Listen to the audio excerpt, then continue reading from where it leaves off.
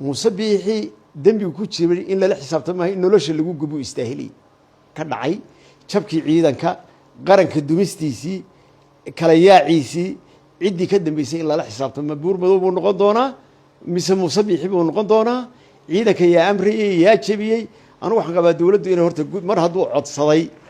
in la xisaabtamo cidii eedaa ka dambeysay waan soo dhaweynayaa xukuumaddu iyo madaxweynuhu inay guddi u saaraan jabkii halka ka dhacay in la xisaabtamo madaxweyne ciro waxa weeyaan runtii madaxweyne aad u dul badan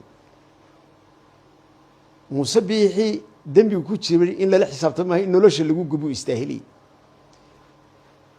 mudaharadayaal aan waxba geysan oo hargeysa dhexdeeda ku laayay ciidankii qaranka oo dhan iyo qarankii oo dhan uu dagaal geliyay reer lascaanood oo Soomaaliland aaminsan uu ku kalifay inay nacaan Soomaaliland iyo xagga qiblada inay u soo jeestaanba uu isagu ku kalifay inay colaada inta la iga halka ka dhalto siyaasadiisa anigu maxaan sameeyay horta rag uu kamid yahay ugu hormuud u ahaa Binde ninka ganacsadaha Binde la yiraahdo Aadan Saal Cali haddaanay maalinta uu ciidanku soo joogin wax way jabkii ka dhici lahaa Soomaaliland lama arkin ragiis hortaagay ciidan beeleedka ururiyay ee ka shaqeeyay anigu maxaan qabtay markuu qaranka soo jabiyay Muuse anigu waxaan ka shaqeeyay 400 oo tiknika inay habar jecel ururiso 10,000 oo ciidan inay ururiso inaanu ceerigaabo ugu tala galay dabadii inaan la joogin ku soo beegay maalintii xilka laga helay in ceerigaabo la qabsado inaanu ceerigaabo difaacno inaanu boqorkeen difaacno inaanu difaacno